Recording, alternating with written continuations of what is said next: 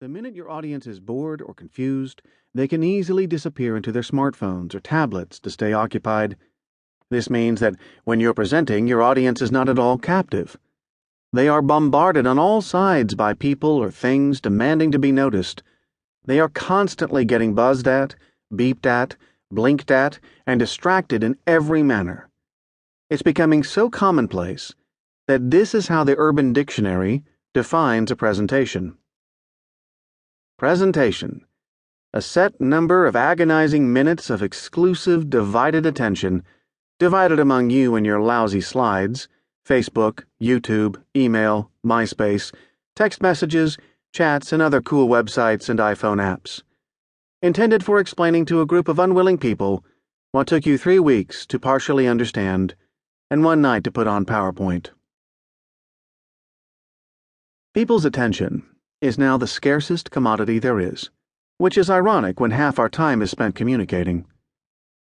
As City University of New York, CUNY, Professor Kathy Davidson points out, we think we listen to what people are saying, but it turns out we're a little like dogs, and that we sometimes hear the tone of voice and don't even pay attention to what the voice is actually saying. Our attention spans and emotional connections are under attack. The ease of communication has made the whole world part of our circle of contacts, but this convenience has its downside. Writer Jonathan Safran Foer told a group of college graduates, "Each step forward in technological communication has made things more convenient, but each step has also made it easier, just a little bit easier, to avoid the emotional work of being present. To write LOL rather than to actually laugh out loud, to send a crying emoji rather than actually crying, to convey information rather than humanity. It's never been easier to say nothing." How do you get a message across and persuade people to action, real action, in a world like that? We wrote this book to answer that question. We are all presenters. If you've ever been in a room like the one in Peter's speech scenario, and who hasn't, you know that Peter was not connecting with his coworkers. Their minds and hearts were somewhere else. Peter had a vitally important message to share, but virtually no one got it. It was just one more meeting with no good result. And just like Peter, all of us are constantly making lousy presentations to each other over and over. Yes, we are. Not me, you say. I don't give that many presentations.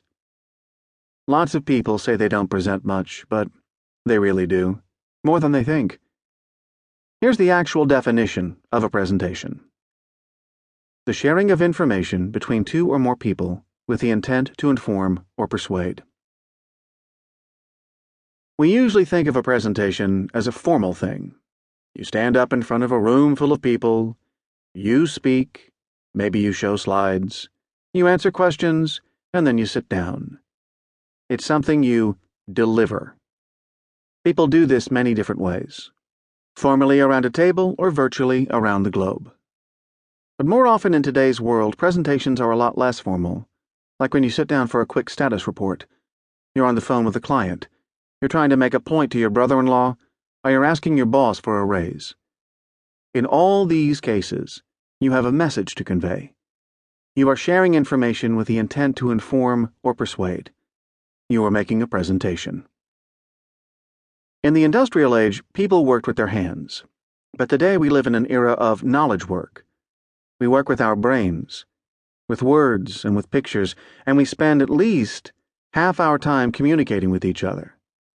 This is how we create value in the knowledge age. Ironically, as we all know, we're just not very good at it. When we ask people why presentations fail, they always say the same things: lack of preparation, poor visuals, bad tools, over-reliance on PowerPoint, reading the slides, disengaged delivery, lack of understanding of audience needs, and no clear message. Sound familiar? People just expect they're going to hear and see poor presentations. What are poor presentations costing us? We're losing time.